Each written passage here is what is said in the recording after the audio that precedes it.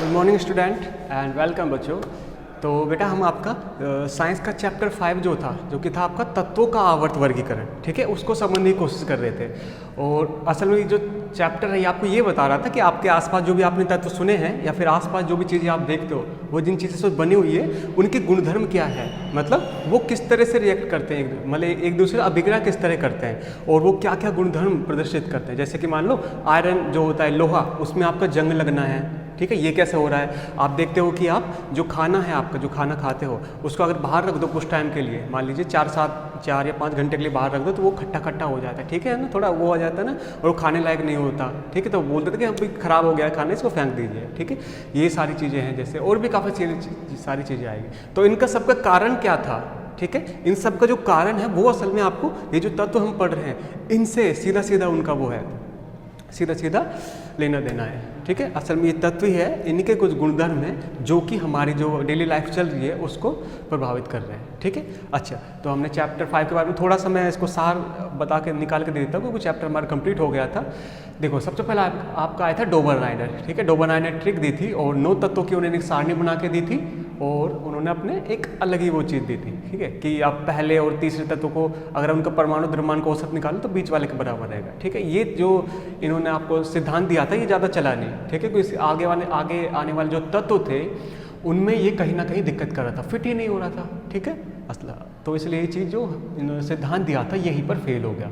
अगला साइंटिस्ट जो आ रहा है आपका वो था आपका न्यूलैंड ने दिया था आपका न्यूलैंड का अष्टक नियम, ठीक है। तो उन्होंने क्या किया, उन्होंने बोला कि जैसे संगीत में 7 स्वर होने के बाद 8वां स्वर पहले वाले स्वर को वापस दोहराता है, रिपीट करता है, ऐसे ही आपके जो तत्व होते हैं एक निश्चित समय अंतराल के बाद अपने जो गुणधर्म होते हैं उनको दोहराते हैं, ठीक है। तो जो तत्व गुणधर्म दोहरा रहे थे ना उनको एक साथ लगा के उन्होंने एक जो टेबल थी उन्होंने बना के रख दिया। लेकिन दिक्कत क्या हुई कि ये इन्होंने जो सिद्धांत दिया था ये केवल 56 तत्व तक ही ये लागू हो पाया, ठीक है। 56 तत्व का मतलब कैसे ना कैसे, मेन तो ये लागू हुआ था कैल्शियम तक, ठीक है। कैल्शियम जैसे हमने आपको पढ़ाया था तो आपको क्लियर होगा, मेन ये लागू हुआ था कैल्शियम तक। उसके बाद जो तत्व आए थे उनमें कहीं पर ये लागू हो रहा है, कहीं पर नहीं हो रहा, ठीक है। फिर भी इनकी काफ़ी सारे दिक्कत थी और हमने बताई भी थी इनके क्या क्या कमियां थी। इसी को लेके जो सिद्धांत जो था ये भी यहीं पर फेल हो गया, ठीक है। अच्छा जी, अगला साइंटिस्ट देखो, अगला आया था आपका, अगला कौन था आपका, मेंडलीफ, ठीक है। इन्होंने अपना जो सिद्धांत दिया था उनको बोला इन्होंने मेंडलीफ की आवर्त सारणी, ठीक है। अब इन्होंने वैज्ञानिक ने जो बात बोली, इन्होंने बोला कि जो तत्वों के रासायनिक गुणधर्म हैं, रासायनिक गुणधर्म मतलब किस तरह से उनका व्यवहार होता है, ठीक है, किस तरह से वो एक दूसरा अभिक्रिया करते हैं, ये सारी चीज़ें, उनका कलर कैसा होता है, ठीक है, रंग ऐसा होता है, उनमें सुगंध ऐसी आती है, ठीक है, ये सारी चीज़ें रासायनिक गुणधर्म के अंदर आती है, ठीक है। और वो अभिक्रिया करके कौन सा तत्व बनाते हैं, कौन सा आपका यौगिक बनाते हैं, ये सारी चीज़ें भी उसके अंदर आती है। तो उन्होंने ये चीज़ बोली कि तत्वों के रासायनिक गुणधर्म उनके परमाणु द्रव्यमान के आवर्त फलन होते हैं, ठीक है। मतलब कि अगर आप तत्वों को बढ़ते हुए परमाणु द्रव्यमान के क्रम में इनको रख दे तो एक निश्चित समय अंतराल के बाद उनके जो गुणधर्म रहेंगे ना वो वापस से दोहराए जाते हैं, ठीक है। तो जिन तत्वों के जो गुणधर्म वापस से दोहराए जाते हैं ना उन्होंने उनको एक कॉलम बना के रख दिया, एक समूह बना के रख दिया, ठीक है। और फिर इनकी जो सारणी थी इनमें भी काफ़ी अच्छी चीज़ें थी और इतनी अच्छी चीज़ें कि आज की आधुनिक सारणी में हम उनको यूज़ भी ले रहे हैं, काम में ले रहे हैं, लेकिन इनको कुछ कमियां भी थी। जैसे कि हाइड्रोजन के एक निश्चित स्थान नहीं दे पाए थे, क्यों, हाइड्रोजन के जो गुणधर्म थे वो क्षारीय धातुओं से भी मिल रहे थे और आपके जो हैलोजन्स थे, ठीक है, उनसे भी मेल खा रहे थे। तो दिक्कत ये थी कि इसको कहाँ पर रखें, ठीक है। एक चीज़ तो इन्होंने थोड़ी ये इनकी कमी रह गई। दूसरी इनकी एक और कमी रह गई कि जो संभारिक होते हैं, संभारिक मतलब जिनका परमाणु द्रव्यमान समान रहता है, परमाणु क्रमांक अलग, ठीक है, सॉरी मैंने बोला था समस्थानिक, ठीक है। क्या होता है उनका जो परमाणु द्रव्यमान होता है वो अलग अलग होता है और परमाणु संख्या वो सेम होती है। तो दिक्कत ये आ गई थी कि अलग अलग परमाणु द्रव्यमान के हिसाब से रख रहे हैं ना, तो 2 तत्वों के बीच में हम ये पता नहीं लगा पा रहे थे कि और कितने तत्व खोजे जा सकते हैं, ठीक है। जैसे कि मैंने बताया कि मान लीजिए किसी तत्व का परमाणु द्रव्यमान 1.24 इतना है और दूसरे के तत्व का परमाणु द्रव्यमान मान लीजिए इतना है 3.5, तो अब आप ये पता नहीं लगा सकते थे और ये दिक्कत आ रही थी आपको कि इन दोनों तत्वों के बीच में और कितने तत्व ऐसे हैं जो खोजे जा सकते हैं। हो सकता है कि इसका परमाणु द्रव्यमान 2.5 हो या फिर हो सकता है किसी का परमाणु द्रव्यमान 2.1 हो, तो ये दोनों तो अलग अलग हो गए ना, ठीक है। और आपने इस तरह रख रखे हैं तो बीच में थोड़ी ना घुसाओगे इनको, नहीं ना। तो इसलिए ये दिक्कत आ रही थी इनकी आवर्त सारणी में, ठीक है। अच्छा, एक और चीज़, यहाँ पर तो इनका ये सिद्धांत फेल हो गया। अब जो अगला साइंटिस्ट आया आपका, अगला वैज्ञानिक जो थे वो थे आपके हेनरी मोजले, ठीक है। हेनरी मोजले ने भी अपनी एक आधुनिक आवर्त सारणी दी, और लेकिन इन्होंने थोड़ा सा उसको बदल करके दिया। क्यों? इन्होंने ये बोला कि तत्वों के रासायनिक गुणधर्म उनके परमाणु संख्या के आवर्त फलन होते हैं, आवर्त फलन, ठीक है। मतलब कि अगर आप तत्वों को परमाणु द्रव्यमान के हिसाब से ना रख के परमाणु क्रमांक के बढ़ते हुए क्रम में रख दो, तो आपको एक ऐसी श्रृंखला प्राप्त होती है कि वो एक निश्चित समय अंतराल के बाद अपने गुणधर्मों को वापस से दोहराती है, ठीक है। जब उन्होंने ये बात बोली और ये चीज़ करके देखी, तो एक सारणी जो बनी उनके हाथ लगी, वो इतनी सटीक थी कि वो काफ़ी सारी जो पहले जो दिक्कत आ रही थी उन सबको वो ख़त्म कर दे रही थी, ठीक है। तो आज की डेट में आप इसी आवर्त सारणी को मानते हो जिसको बोलते हैं आधुनिक आवर्त सारणी, ठीक है, जो कि आपके हेनरी मोजले ने दी थी। एक और चीज़ बता दो जो आपकी बुक्स वगैरह में नहीं होती, अकेले हेनरी मोजले का योगदान नहीं था इसमें, काफ़ी साइंटिस्ट थे, उन्होंने मिलकर ये दी थी, ठीक है। लेकिन हाँ, ज़्यादा योगदान हेनरी मोजले का था, इसलिए उनका नाम ले लिया जाता है। लेकिन जैसे मान लीजिए कि नील्स बोर जो थे, इनका भी इसमें हाथ था इसको बनाने में, ठीक है। अच्छा, तो ये हमने आधुनिक आवर्त सारणी हमने 2 दिन जो पहले आपको वीडियो दी थी उसमें पढ़ ली थी। उसके बाद हम इनके जो गुणधर्म थे, इनके क्या क्या विशेषताएं होती है, उनको पढ़ रहे थे। आज जो हमको पढ़ना है, आज अब मैं आ जाता हूँ, मैंने सारा जो आपका चैप्टर था उसको समझाते क्या क्या हमने पढ़ा, क्या क्या नहीं। आज हम जो पढ़ेंगे वो आपके जो बुक के बीच में ब्लू क्वेश्चंस होते हैं उनको देखेंगे। और उनको क्यों? क्योंकि वो ब्लू क्वेश्चन कुछ इस तरह से डिज़ाइन किए जाते हैं, इस तरह से वो बनाए जाते हैं कि अगर वो ब्लू क्वेश्चन आप कर पा रहे हो अच्छे से, आराम से, उसका मतलब सीधा सीधा ये है कि आपको चैप्टर समझ आया है। और अगर नहीं कर पा रहे तो बेटा कहीं ना कहीं दिक्कत है, ठीक है। आपको अगर इन क्वेश्चंस को देखो, आपने पहले भी किए हैं, 9th क्लास में भी आए थे और 10th में भी आ रहे हैं, कि ये क्वेश्चन ना, इनके आंसर्स देखो तो आप इनके छोटे होते हैं काफ़ी, लेकिन वो आंसर छोटे तो होते हैं लेकिन बिल्कुल सटीक होते हैं वो, कि उसमें ऐसे तुक्केबाजी नहीं लगा सकते आप, चलो ठीक है हाइड्रोजन नहीं हीलियम लिख दो यहाँ पे, ऐसे तुक्केबाजी नहीं लगते, ठीक है। अगर वो क्वेश्चन उसका जो आंसर है, वो जो पूछ रहा है उसका आंसर हाइड्रोजन है, तो हाइड्रोजन ही रहेगा, ऐसा नहीं कि उसी समूह का कोई दूसरा तत्व उठा के रख दो आप, ठीक है। या फिर ऐसे कुछ चीज़ें, मतलब समझ रहे हो क्या मैं बोलना चाह रहा हूँ। बिल्कुल सटीक उनके जो प्रश्न होते हैं सटीक होते हैं बिल्कुल, तो वो तभी समझ आते हैं जब आपने ये जो चैप्टर, जो भी आपका चैप्टर पढ़ाया जा रहा है वो आपको अच्छे से समझ आए, ठीक है। तो आज की क्लास में मैं कुछ क्वेश्चंस ले लेता हूँ, आपके जो नीले क्वेश्चन, ब्लू क्वेश्चन है, उनको हम देख लेते हैं, ठीक है। अच्छा, अगर आपके एक और चीज़ बता देना बेटा, अगर आपके पास बुक नहीं है, किसी भी स्टूडेंट के पास, हिंदी मीडियम की मैं बात कर रहा हूँ, हिंदी मीडियम के पास बुक नहीं तो मुझे बता सकते हो आप, मैं आपको PDF जो नोट्स, PDF जो बुक है आपकी, वो कंप्लीट सेंड कर दूंगा। लेकिन आप बताएं जो भी दिक्कत हो, स्टडी से रिलेटेड, इवन साइंस के अंदर स्टडी से रिलेटेड जो भी दिक्कत है, जो भी दिक्कत, वो आप बता सकते हो। सर मेरे पास नोट्स नहीं है, मेरे पास बुक नहीं है, या फिर मेरे पास कॉपी नहीं है, लिखने को पेन नहीं है, या फिर कुछ भी नहीं है, लाइट की दिक्कत आ रही है, कुछ में कोई स्टैंड चाहिए, जो भी दिक्कत है स्टडी से रिलेटेड साइंस के अंदर, वो आप बता सकते हैं। और ये चीज़ मैं ऐसे ही हवा में नहीं बोल रहा हूँ, अगर किसी को दिक्कत है तो मैं बिल्कुल हेल्प करूँगा, ठीक है।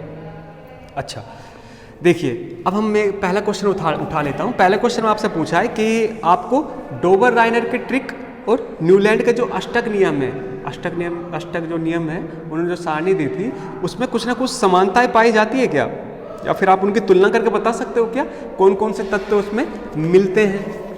तो हाँ, तुलना करके आप बता सकते हैं। और ये क्वेश्चन ऐसा है कि जब आप इसको टेबल को देखोगे तो सीधा सीधा पता लग जाएगा, इसलिए मैं इसको आगे बढ़ रहा हूँ, ठीक है। अगला क्वेश्चन ये है कि डोबर राइनर के वर्गीकरण की क्या सीमाएं थी? डोबर राइनर के वर्गीकरण के बस ये सीमा थी। सीमा से मतलब ये पूछ रहा है क्या उन्होंने सिद्धांत दिया था, ठीक है।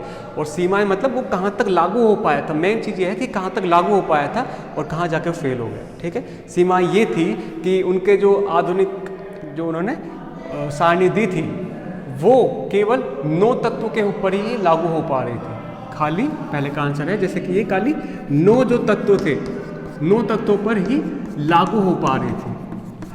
9 तत्व कौन से जो आपको डोबर राइनर ने ट्रिक दी थी, ठीक है। 9 तत्वों के ऊपर लागू हो पाए, इसके अलावा जो भी तत्व खोजे गए थे उनके ऊपर एक दूर दूर तक लागू नहीं हो रही थी, बस ये इसकी सीमा थी, ठीक है। अच्छा, अब पूछ रहा है कि न्यूलैंड के अष्टक सिद्धांत की क्या सीमाएं थी? न्यूलैंड के अष्टक सिद्धांत, उनकी सीमाएं काफ़ी थी। पहली बात तो सीमाएं मतलब कहाँ कहाँ तक वो लागू हो पाए, बस पहली बात तो वो केवल 56 तत्वों तक ही लागू हो पाई। ये पहले का, ये दूसरा। पहली बात तो केवल 56 तत्वों तक ही लागू हो पाए, और 56वां तत्व आपका कौन सा? थोरियम। ठीक है, 56वां तत्व था आपका थोरियम। अच्छा, एक और उन्होंने क्या बोला था कि भविष्य में और तत्व खोजे ही नहीं जा सकते, पूरे ब्रह्मांड में केवल 56 तत्व ही होते हैं, जो कि ये एकदम सीधी सीधी गलत बात है, सीधी सीधी गलत है। ठीक है। अच्छा, और क्या बोला, कहीं कहीं पर उन्होंने अपने ही नियम का उल्लंघन कर दिया, अपने ही नियम का। जैसे मान लीजिए आयरन, जिसको फेरस बोलते हैं, आयरन, कोबाल्ट, निकल, इनके कुछ गुणधर्म मिलते हैं, कुछ गुणधर्म मिलते हैं, लेकिन इन दोनों के बीच में काफ़ी अंतर आ गया, काफ़ी अंतर आ गया। उन्होंने बोला था, जैसे कि मान लीजिए उन्होंने जो आपको एक सारणी बना के दी थी, उसमें बोला था कि जैसे ये तत्व है, इसका 8वां तत्व जो भी रहेगा उससे उसके गुणधर्म मिलेंगे, इसका 8वां तत्व इनके नीचे ही आ रहा था, उसी तरह उन्होंने सारणी बनाई थी।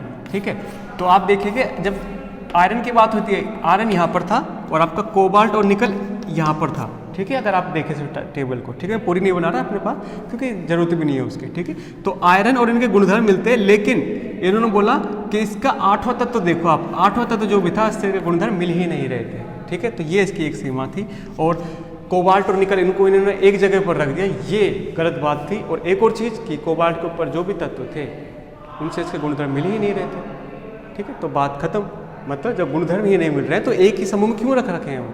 ठीक है, तो ये इनकी कुछ काफ़ी सीमाएं थी जो कि आपको पता होनी चाहिए। ठीक है, अगला जो आ रहा है आपका, अगला है आपका ये मेंडलीफ। ठीक है, अब मेंडलीफ बाबा ने क्या बोला, यानी कि मेंडलीफ जो वैज्ञानिक थे, इन्होंने क्या बोला, इसको थोड़ा ढंग से देखिए, यहाँ से अच्छे क्वेश्चन है, ये तो बस ऐसे नॉर्मल क्वेश्चन थे जो आपसे पूछे गए थे।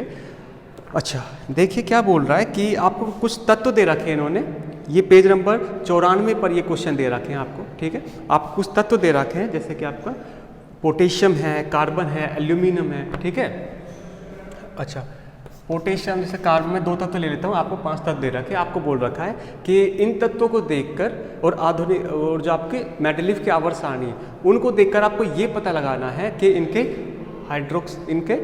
जब ये हाइड्रोजन के साथ अभिक्रिया करेगा तो क्या बनेगा, और जब ये ऑक्सीजन के साथ अभिक्रिया करेगा तो क्या बनेगा। ऐसे ही आपका कार्बन के साथ अभिक्रिया करेगा तो क्या बनेगा, और जो ऑक्सीजन के साथ अभिक्रिया करेगा तो क्या बनेगा। इन दोनों की आपकी अभिक्रिया बतानी। तो सिंपल से कुछ नहीं करना है आपको, बस खाली जो टेबल है, ऐसा नहीं है कि आपको याद रखने हैं, पेपर में आ सकते हैं, हाँ आपको बस पता होने चाहिए इनके बारे में। ठीक है, ऐसे क्वेश्चन बहुत कम चांसेस जो पूछे जाते हैं कहीं पर भी। ठीक है, जैसे कि मैं बता दूं, आपका जो पोटेशियम है, पोटेशियम आपके पहले आवर्त में आता है, पहले आवर्त में। ठीक है, और जैसे मान लीजिए पहले आवर्त में आपको ये चीज़ें दे रही होती है, और मान लो पूछा है आपसे पोटेशियम का, ये बताओ कि पोटेशियम हाइड्रोजन के साथ रिएक्शन करके यानी अभिक्रिया करके क्या बनाएगा। तो सिंपल सा है, उसमें आपको बताया था ना फॉर्मूला, जब मैं समझा रहा था वो पता होगी, RH2O। R का मतलब जो भी तत्वों का आप निकालना चाहो वो आप रख सकते हो। ठीक है, S तो है, जैसे आप पोटेशियम का निकालना है तो R की जगह K रख दो, पोटेशियम, और ये H। जब ये हाइड्रोजन के साथ अभिक्रिया करेगा तो आपको पोटेशियम हाइड्राइड देगा। ठीक है, ऐसे ही अब जब ये ऑक्सीजन के साथ अभिक्रिया करेगा तो क्या बनेगा, R की जगह खाली आप पोटेशियम रख दीजिए तो ये देगा आपको K2O, डाई पोटेशियम ऑक्साइड इसको बोलते हैं। ठीक है, मैं लिख देता हूँ, डाई पोटेशियम ऑक्साइड। बेटा इनका नाम भी अगर आप याद करने स्टार्ट कर दें तो बहुत ठीक रहेगा, क्योंकि अगला जो आपका चैप्टर है ना उसमें आपको यही चीज़ें बताई जाएगी। ठीक है, इससे बढ़िया है कि आप पहला इनको पढ़ लें। ठीक है, और जैसे इसका बोलोगे आप पोटेशियम हाइड्राइड, पोटेशियम हाइड्राइड।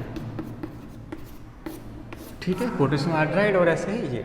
ठीक है, ऐसे आप कार्बन का जो भी आपको, फिर जैसे कार्बन आपके 5वें आवर्त जो है उसमें आता है, सॉरी 4थे आवर्त में आता है, और उसका सूत्र देख कर आप पता लगा सकते हो, जैसे कि RO2RH4। ठीक है, जिसमें समझाने के लिए दे रहा हूँ।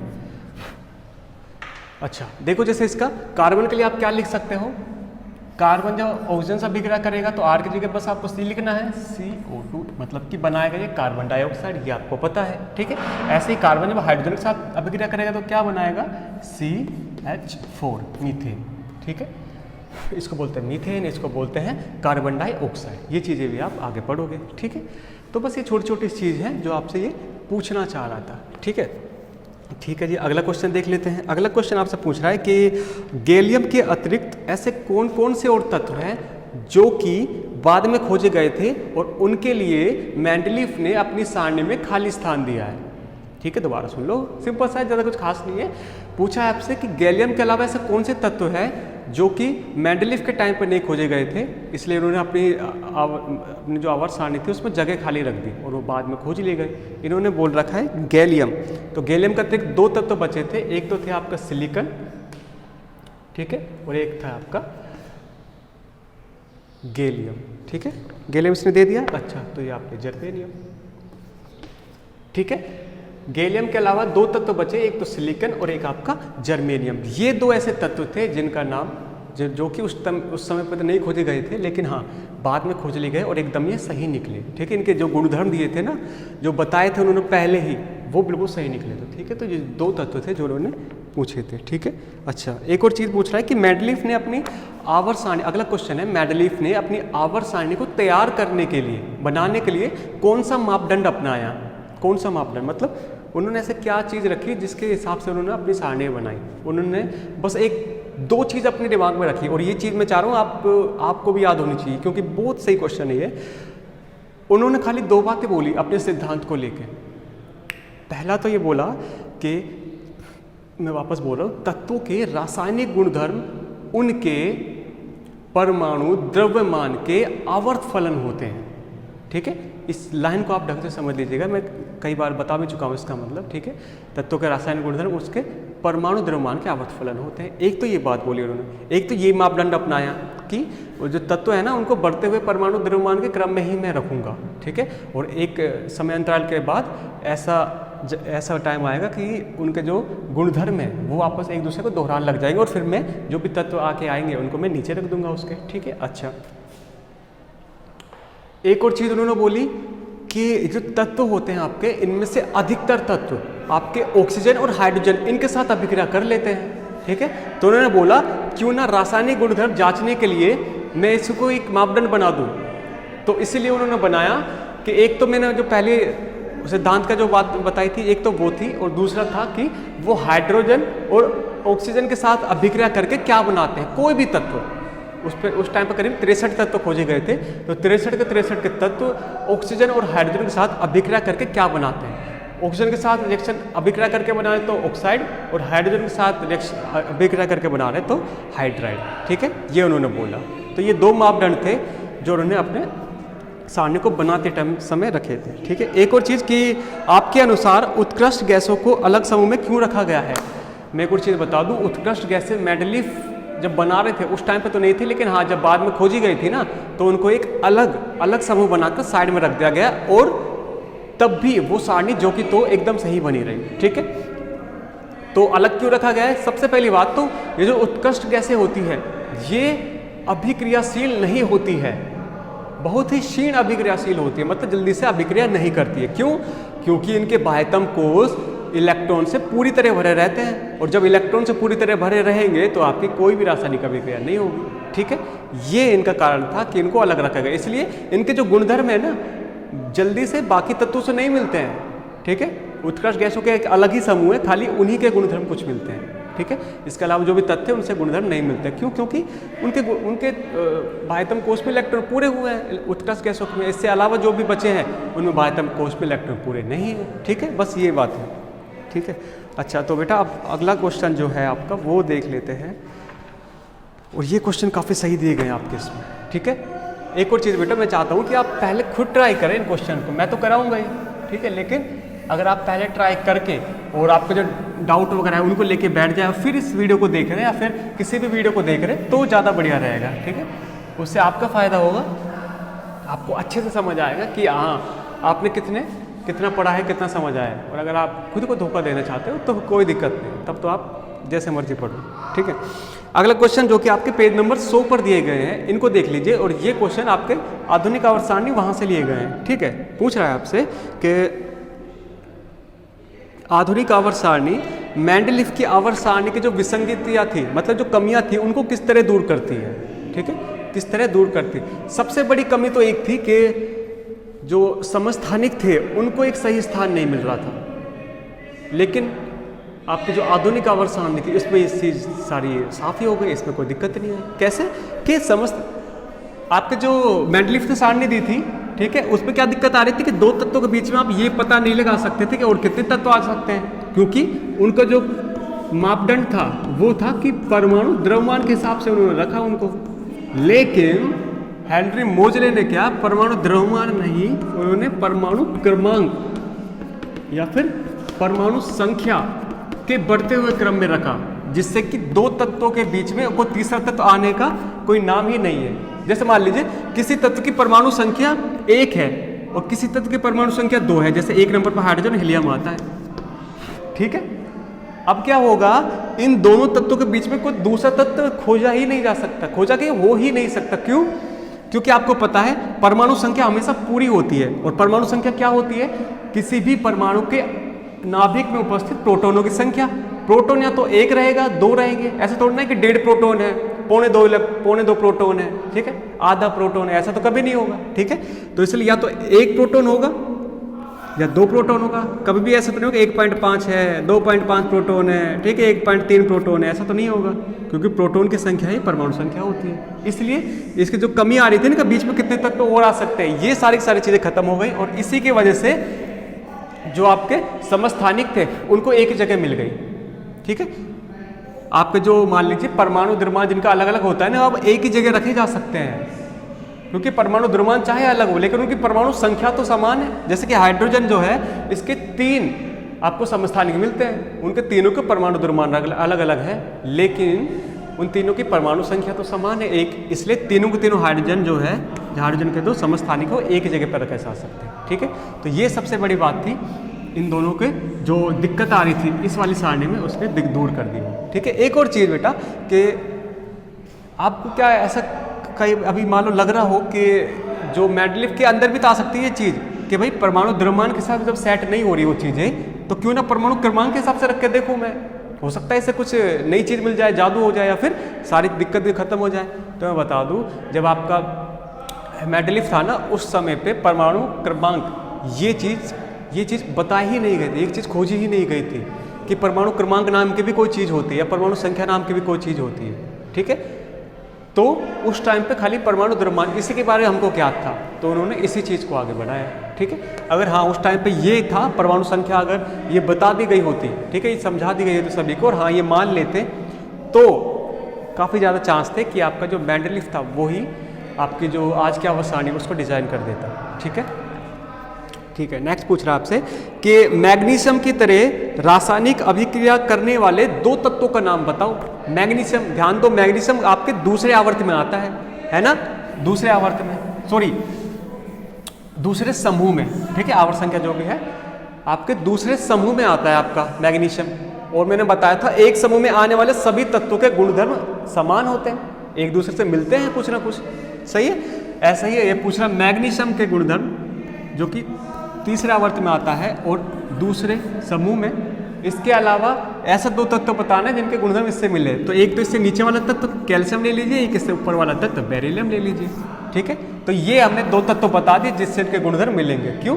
क्योंकि ये एक ही ग्रुप के हैं, एक ही समूह के हैं, इसलिए, ठीक है। अच्छा, तो अगला क्वेश्चन देखिए, ये बस सिंपल से छोटे हैं।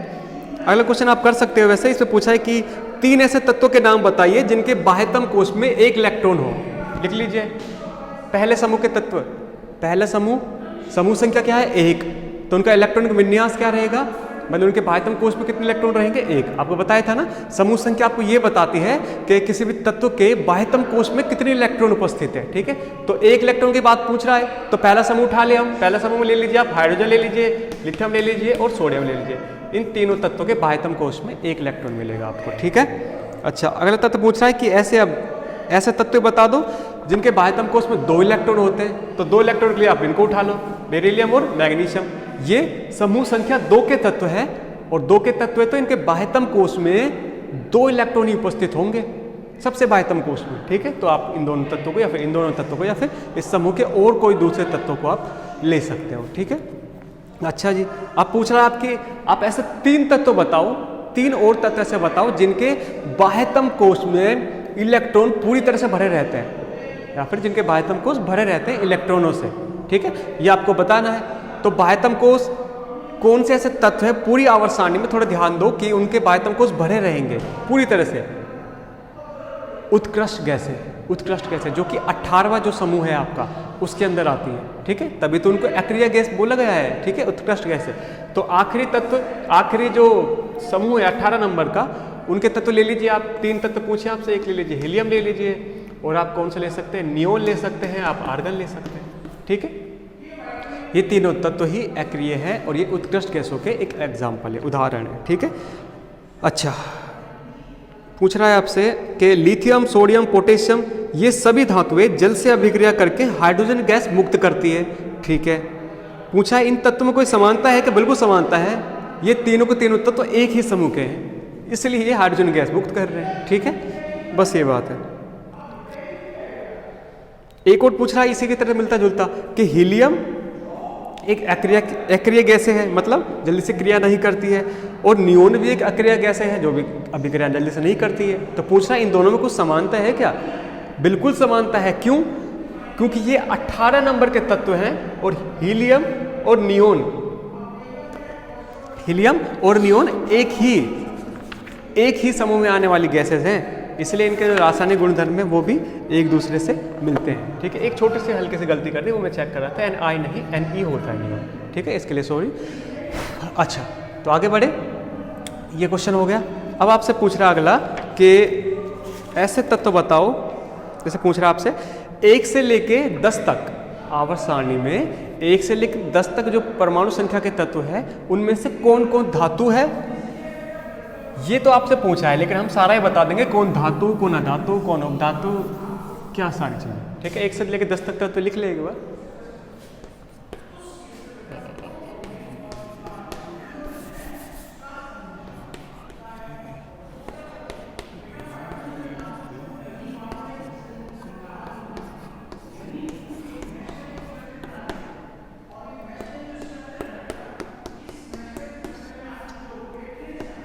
ठीक है, ये हो गया आपके 1 से लेके 10 तक के तत्व, 1 2 3 4 5 6 7 8 9 10, ठीक है। अब पूछा आपसे इनमें से कौन कौन से धातु है। देखिए, ये धातु नहीं है, ये अधातु है, ये अधातु है, ये धातु है और ये धातु, बस ये अधातु अधातु अधातु अधातु अधातु अधातु, ठीक है। खाली ये दो है लिथियम एंड बेरिलियम, ये दोनों ही इसके अंदर धातु है, ठीक है। आप इसको और चेक भी करके देख सकते हैं, मैंने अपनी तरफ से चेक कर लिया है, ठीक है।